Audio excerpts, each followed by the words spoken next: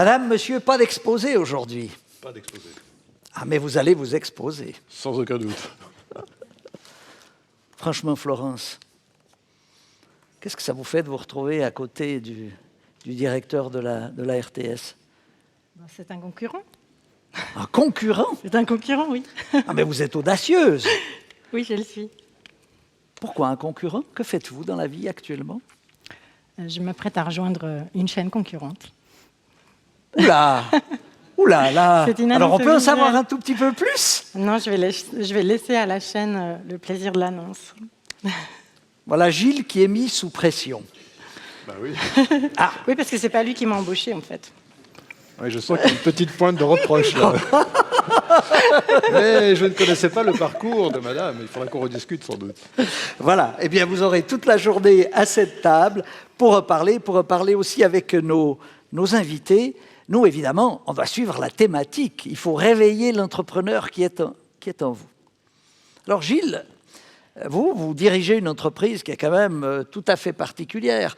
Moi, de temps en temps, j'aime bien vous gratter dans mes commentaires, puis je dis c'est quand même la seule entreprise de ce pays qui a réalisé son chiffre d'affaires avant d'avoir commencé à travailler. Est-ce que j'exagère? En partie. Alors pourquoi? Non, en partie parce qu'effectivement, nous avons un modèle économique qui est basé sur la redevance, en grande partie, environ 70%, 30% basé sur les recettes commerciales. Mais j'aimerais aussi dire d'emblée que ce service public, cette grande machine, cette complexe machine, vous l'avez dit, elle a en effet une concession qui lui donne un certain nombre de droits et aussi pas mal de devoirs. Et on oublie souvent les devoirs quand on examine le service public. Et dans les devoirs, il y a un mandat de programme, il y a la nécessité, par exemple, pour le service public d'être capable d'offrir des prestations équivalentes dans toutes les régions du pays, indépendamment de la puissance économique de chaque région. Donc il y a des clés de solidarité entre nous. Bref, c'est un mécanisme très suisse, finalement, fait d'équilibre, assez subtil, où on essaye d'être à la fois en phase avec les besoins de nos publics respectifs, qui sont différents, selon que l'on soit, par exemple, en Suisse romande, en Suisse alémanique, puis en même temps d'avoir une cohérence d'un groupe national qui a un mandat de service public national, une concession nationale, qui est l'objet de beaucoup de discussions, beaucoup de critiques, beaucoup aussi de satisfaction, il faut le dire quand même, de temps en temps. Et en ce sens, je crois qu'effectivement, c'est une entreprise atypique, passionnante, parce qu'on y mélange, voyez-vous, des dimensions évidemment journalistiques, programmatiques, mais aussi des dimensions managériales, nous sommes 2000, des dimensions économiques, on a un budget de 390 millions, des dimensions industrielles, il faut investir, il faut repenser nos équipements, des dimensions politiques, parce que nous avons ce mandat public, tout ça coexiste comme un balai, parfois un peu compliqué, j'en conviens, mais qui, bon an, mal an, permet à ce pays d'exister, de vivre ensemble. Et je crois qu'une des forces quand même de ce service public en Suisse, c'est qu'il est à l'image de ce pays. Il essaye de faire en sorte que nous puissions vivre un peu mieux ensemble. Tout ça vous fait rêver, Florence? Oui, j'aime la cohésion et l'esprit de créativité. Et les deux se ressentent à la RTS. Merci, je précise. On va discuter Est-ce ça. que vous vous sentez Je suis en train plus de me libre passer. dans vos activités actuelles que ne le serait Gilles Marchand, par exemple? Oui, absolument, puisque moi, je capitalise sur ma personne, sur moi, sur mes activités. C'est moi le produit, en fait. Donc c'est moi le produit, c'est moi l'entreprise. Ça crée une sorte de petite schizophrénie, puisque des Vous fois, n'êtes pas en c'est pas train de nous facile dire que vous êtes une femme objet. C'est horrible, ça. Si, j'ai appris à l'être. J'ai créé un personnage qui va très bien justement en télévision, surtout pour du live. J'ai fait de mes compétences quelque chose qui est devenu un business model à une époque où il n'y en avait pas. Donc c'était là, pour moi, l'écueil. Et la différence, elle est criante, c'est que demain, si Gilles quitte la RTS, alors évidemment, il a son réseau, il a son expérience, mais il repart avec quelque chose sûrement de neuf ailleurs. Et moi, j'ai cassé ce cycle. J'ai décidé que j'allais porter la valeur sur moi plutôt que sur les entreprises qui m'embauchaient. Vous êtes absolument égoïste. C'est Oui. horrible. Non, vous avez rien compris. C'est une démarche tout à fait 2.0 en fait. Je crois que Florence capitalise sur ce qu'elle est, sur sa personne, et puis elle trouve ensuite des moyens de distribuer cette personnalité à travers des chaînes de télévision, des sites internet. Et ce qui est intéressant, si vous voulez, aujourd'hui dans ce monde un peu compliqué dans lequel nous vivons, c'est qu'il faut faire coexister ces différentes logiques. D'un côté, c'est vrai qu'il faut faire ça. Nous essayons par exemple d'avoir des offres interactives, participatives, créative, un peu innovante. Mais d'un autre côté, il faut aussi assurer le mandat de base, hein, qui est de satisfaire le plus grand nombre de gens possible en même temps.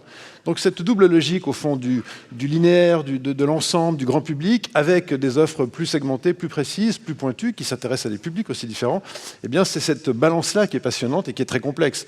Alors vous avez choisi un chemin avec succès apparemment, bravo. Et puis je crois que l'enjeu, c'est de faire coexister tout ça dans une même dimension, dans une même marque, quoi. Mais vous êtes quasiment en train d'envier sa liberté d'action. Parce que vous êtes un peu contraint, non? Je suis dans un édifice complexe, cher Isidore, comme vous d'ailleurs, d'une certaine manière, dans votre région. Mais à l'intérieur de cet édifice complexe, il y a beaucoup de marge de manœuvre, il y a beaucoup de liberté aussi. Nous sommes au fond totalement responsables de nos programmes. Nous essayons de faire en sorte qu'ils correspondent bien à ce que le public attend de nous. Nous essayons d'innover, nous essayons de lancer des nouvelles émissions. Nous avons constamment, au fond, des projets en cours. Donc il y a une grande liberté. En même temps, c'est vrai que nous sommes contraints par une concession précise qui fixe des règles du jeu. Nous sommes très surveillés, nous avons une loi très précise, etc., etc. Tout ça, vous le connaissez. On a eu l'occasion d'en débattre récemment à propos du changement de cette nouvelle loi, d'ailleurs. Et donc, on ne peut pas dire que c'est extrêmement simple, j'en conviens. Mais en même temps, je peux vous dire que quand je compare la situation de la télévision et de la radio suisse par comparaison à celle de ses collègues en France, en Italie, en Espagne, en Allemagne, eh bien nous bénéficions vraiment d'une liberté de manœuvre formidable. Nous avons une relation à l'État qui est très saine. Nous ne sommes pas dans une relation de dépendance directe à l'État. Nous avons un contrat avec l'État d'une certaine manière qui est vérifié. On rend des comptes, c'est normal, mais nous ne sommes pas dans une relation de dépendance. Et ça, vraiment, je crois qu'on peut s'en féliciter. Alors, les deux, vous partagez quelque chose en commun, c'est que vous vous adressez à un public, à des clients, à des téléspectateurs, des auditeurs, des lecteurs. Des internautes. Vous êtes dans une liberté, j'allais dire, absolue, puisque vous capitalisez sur votre personne, vous décidez de tout, mais j'imagine que vous devez évoluer à la vitesse où vont les choses aujourd'hui. Comment vous déterminez cette évolution de marché? Parce que finalement, il faut chaque fois apporter du neuf, de la valeur ajoutée. Alors, vous, Florence, quelles sont les réflexions? Est-ce que vous êtes dans l'intuition ou est-ce qu'il y a une planification? Non, il n'y a pas de planification parce qu'il n'y avait pas d'antécédent. C'était très difficile quand j'ai commencé à bloguer, ça fera 4 ans en octobre, de se dire, déjà en étant une femme, en étant en Suisse, de se mettre en valeur, de se mettre en avant, c'était pas évident. Il fallait créer sa place et puis convaincre les marques de suivre. Et les marques, elles suivent si vous avez des lecteurs. Or, aujourd'hui, on sait que c'est hyper facile d'avoir des lecteurs sur le web, en les achetant par des démarches de promotion qui sont finalement assez stériles parce qu'elles créent pas une communauté. Donc le travail au début était difficile sur toute cette création communautaire. Il y avait vraiment personne à suivre, il n'y avait pas de guideline. Le meilleur exemple que je peux trouver sur le parcours que moi j'ai suivi, ça aurait été d'être un sportif de haut niveau. Donc oui, il faut de la performance parce qu'il faut du contenu. Et puis à côté du contenu, eh ben, il faut être en forme soi-même et l'image compte autant que le contenu. Et on vous attend surtout sur le contenu d'ailleurs. Et pour évoluer... moi, je viens du web. J'ai fait 5 ans en agence web, donc je savais où je mettais les pieds déjà. Et puis, j'avais une expérience également dans le luxe, où j'avais été responsable des relations publiques monde d'une entreprise horlogère. Donc, les deux se mixaient assez bien ensemble. Et les Miss, effectivement, je ne le savais pas. C'était la meilleure préparation que j'ai pu avoir à toute cette démarche de personal branding. Mais au moment où j'ai décidé de ne plus me lever le matin pour aller travailler au bureau et de dire, effectivement, je suis libre, je fais ce que je veux, le seul baromètre qui a été le mien, c'était l'authenticité. Si j'avais un feeling. Elle a l'habitude de se coucher à l'heure où nous, on se lève. C'est exactement ça, je ne suis pas du tout du matin. Et là, je pourrais terminer ma nuit parce que j'aime écrire la nuit. Mais donc, c'est l'authenticité, effectivement, qui détermine le choix de mes collaborations. Quand j'ai rencontré Cédric pour venir ici, la démarche s'est faite spontanément et sans stratégie, sans réfléchir. Donc, il y a des erreurs, il y a de l'adaptabilité et il y a des très très belles rencontres, comme Patrice Matet qui est dans la salle, qui m'a fait commencer à faire de la télévision il y a plus de 2 ans maintenant. Patrice Matet. Oui, Patrice Matet. Et donc, mes choix sont déterminés avant tout par le cœur, parce que j'oppose la rationalité de mes métiers précédents. J'ai même travaillé pour une agence de détectives privés, vous voyez. Donc, la rationalité de mes métiers précédents avec l'authenticité de mes relations actuelles. Voilà. C'est le cœur, l'inspiration qui détermine mes relations. Vous mêlez une grosse machine. Vous devez suivre en permanence vos auditeurs, vos téléspectateurs. On dit qu'il y en a autant que de producteurs, ce qui doit être assez compliqué. Et puis, il y a quand même une histoire derrière de la radio-télévision suisse, en termes généraux, c'est-à-dire le poids du passé. Est-ce que c'est un frein ou comment est-ce que vous vous y prenez pour suivre le marché, pour affronter cette concurrence qui est extrêmement vive aujourd'hui ? Bon, d'abord, je dirais que c'est une force de pouvoir se baser sur une histoire forte, une relation avec cette région, avec ce pays qui est très profonde, qui est très forte, une relation faite de coups de cœur et de coups de gueule. Et c'est comme ça qu'elle est saine, cette relation. C'est une force. On sait très bien, quand on crée des nouvelles marques, il faut du temps pour les installer. La nôtre, elle est vraiment très ancienne et très bien assise. Alors ça, c'est important. En même temps, une marque, elle ne doit pas s'endormir. Elle ne doit pas, au fond, disparaître de la préoccupation des gens. Donc il faut constamment la renouveler, la repenser, tout en restant dans son identité. Vous avez dit grosse machine. Oui, nous avons effectivement, ici je m'adresse à des entrepreneurs, nous avons un budget important de l'ordre de 390 millions. Mais voyez-vous, mes concurrents, ils sont dans un rapport de force complètement différent. France Télévisions et Radio France ensemble, c'est grosso modo notre activité, eh bien c'est 3,8 milliards de francs. On est dans un rapport où on est toujours le gros, le petit de quelqu'un. Alors il faut relativiser ces questions de force. Ça dépend au fond auprès de qui on s'adresse et ça dépend quel est le rapport de force contre lequel vous agissez. Moi je tente à la fois, au fond, si vous voulez, de sécuriser cette identité partagée qui vient de loin, qui est subtile, qui est importante, qui est profonde, qui fait que cette Suisse romande, elle a aussi cette identité-là, cette capacité de parler d'elle-même. Et puis en même temps, depuis une quinzaine d'années, on est très actif sur ces nouvelles distributions, ces nouvelles technologies, cette nouvelle relation au public. Nous essayons ici en Suisse romande... Tout le monde est actif sur ces nouvelles technologies. Qu'est-ce qui vous différencie ? Tout le monde est actif avec plus ou moins de succès, mon cher Isidore. Tout le monde est actif avec plus ou moins de succès. Et je crois qu'en ce qui concerne la radio-télévision suisse, à l'échelle de la Suisse romande notamment, eh bien, nous n'avons pas raté ce virage. On l'a pris correctement à temps. Et aujourd'hui, on peut dire qu'on a deux types de public. Un public très classique, je vais donner un exemple à l'intention de votre président, et un public beaucoup plus participatif et interactif. Alors, le message au président qui vient de s'exprimer tout à l'heure, et je salue sa grand-mère quelque part dans la salle. Voyez-vous, nous avons fait, dans les années 70, un reportage tout à fait étonnant sur une famille d'agriculteurs vaudois, les Perrochons, qui sont partis au Canada. Et puis, comme de nombreuses familles de cette région. Et puis 15 ans après, 20 ans après, nous avons envoyé une deuxième équipe pour faire un deuxième reportage sur leurs enfants. Et puis il y a quelque temps, nous avons fait un troisième reportage pour parler des petits-enfants. Eh bien, la télévision suisse, c'est ça, c'est cette capacité d'être présent dans la durée, puis en même temps de parler de ce que vivent aujourd'hui des jeunes auditeurs, téléspectateurs, internautes, dans une relation distante avec ce pays. Ça, c'est très intéressant, et je pense que c'est ça la valeur aussi fondamentale que nous pouvons essayer de défendre. Comment vous vous profilez dans vos activités par rapport, je dirais, aux médias établis, et évidemment le plus important étant la radio-télévision ? En fait, je ne les cherche pas. Je n'ai pas du tout cherché la médiatisation. Ce que je cherchais, c'était faire ce que j'aimais. Pour moi, travailler en entreprise, c'était une perte de sens totale. Je ne voyais pas pourquoi je me levais le matin. Donc j'avais vraiment envie de faire des choses qui me motivent. J'avais besoin d'enthousiasme. C'était ça l'idée de départ. Oui, mais il faut gagner sa vie. Alors effectivement, mais comme tout entrepreneur, du moment où le salaire tombe plus, on se dit « Waouh, qu'est-ce que je vais faire ?» Donc c'est là où Cédric a été intéressant dans sa démarche. Quand on a commencé à discuter, il m'a dit « Florence, tu es un entrepreneur qui s'ignore. » Et c'est vrai parce que j'ai fait des études d'histoire et d'information et d'intelligence économique, mais j'ai jamais fait de business, de développement, de management. Et du coup, je me suis rendu compte à cette lumière de préparation du Forum économique roman qu'effectivement, j'étais un entrepreneur qui s'ignorait parce que j'avais passé toutes mes économies dans ce projet au départ, parce qu'il fallait bien partir en voyage, avoir de quoi s'habiller. C'était un blog de mode au départ, donc il fallait de l'argent pour des nouveaux vêtements, des voyages, des choses à raconter, qu'on ne vit pas en restant dans sa cuisine. Donc j'ai mis toutes mes économies dans ce projet, j'ai travaillé 80 heures par semaine à peu près les 2 premières années, samedi, dimanche y compris. J'ai répondu à mes mails, à mon téléphone en constante, donc j'étais prête à payer le prix en fait, de cette reconversion à titre personnel. Donc l'argent, il vient effectivement plus tard, quand vous avez fait la démarche de vous faire connaître par le contenu que vous produisez, mais j'ai jamais cherché à être médiatisée. En fait, c'est venu plus tard, évidemment avec la télé, mais c'était pas le but.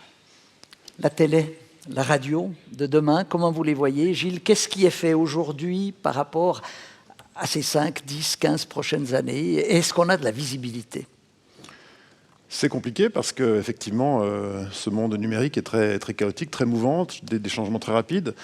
Moi, au fond, j'ai une double contrainte. D'un côté, comme entrepreneur qui doit prévoir au fond son activité, qui doit faire des gros investissements technologiques, qui doivent s'amortir sur de longues années, il faut effectivement que j'ai une visibilité, disons, en tout cas à 7-8 ans. Puis d'un autre côté, je sais très bien, comme vous, madame, qu'au fond, en une année, voilà, le climat change, les habitudes évoluent très rapidement. Donc on doit essayer de vivre avec cette tension entre ce qui change tout de suite et ce qui est sur la distance. Moi, je pense que la radio et la télévision, demain, d'abord seront partout. Elles ne seront plus du tout liées à des récepteurs particuliers.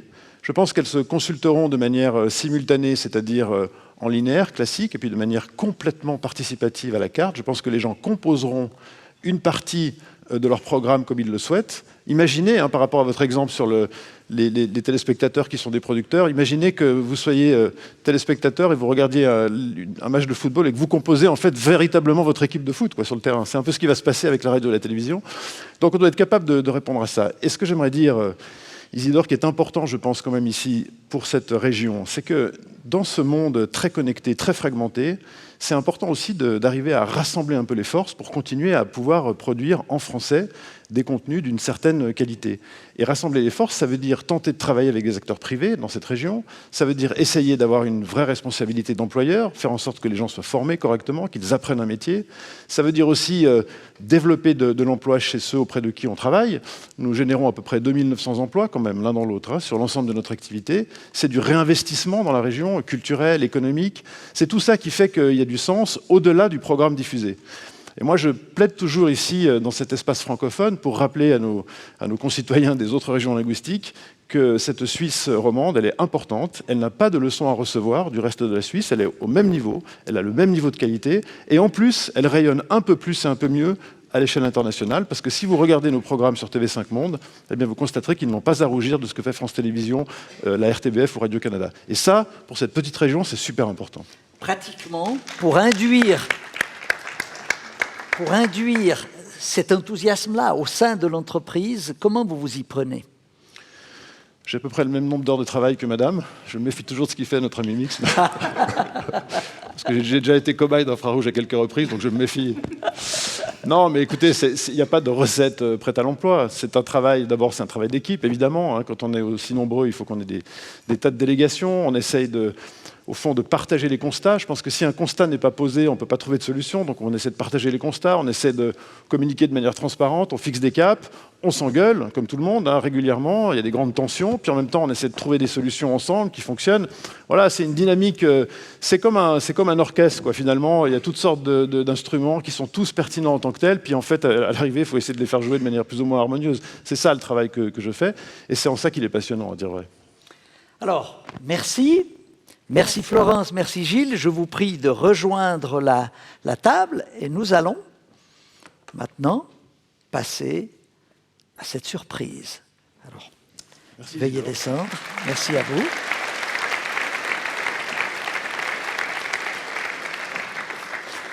Vous avez la chance aujourd'hui, mesdames et messieurs, de passer une journée avec deux personnages qui ont l'air comme ça, de joyeux huluberlus quand on les rencontre la première fois. Ils sont hyper calmes. Moi, je les ai provoqués en leur disant « Je ne sais pas ce que vous êtes, je ne sais pas qui vous êtes, je ne sais pas ce que vous faites. » Je pensais qu'ils allaient m'agresser, puis non. C'était tranquille, ils m'ont expliqué. L'un est professeur, faculté des hautes études économiques de l'Université de Lausanne. L'autre est docteur, dans la même filière. Ils s'entendent manifestement fort bien et depuis très longtemps. Ce sont des auteurs à succès. Ce sont des gens aujourd'hui qui voyagent dans le monde pour promouvoir leur méthode. Le Canva, vous savez ce que c'est le Canva? Ah, le Canva de l'histoire. Le Canva tout court, à l'ancienne. Le Canva d'une organisation. Le leur, Canvas, c'est une méthode qui, par le jeu, une méthode extrêmement ludique, vous permet de conscientiser et de former des entrepreneurs. Alors évidemment, on n'a pas la prétention ici, aujourd'hui, de former des gens qui ont déjà une longue expérience. Mais vous allez certainement apprendre des choses et, je l'espère, aussi vous amuser. J'appelle sur scène le professeur Yves Pigneur et le docteur Alex Osterwalder.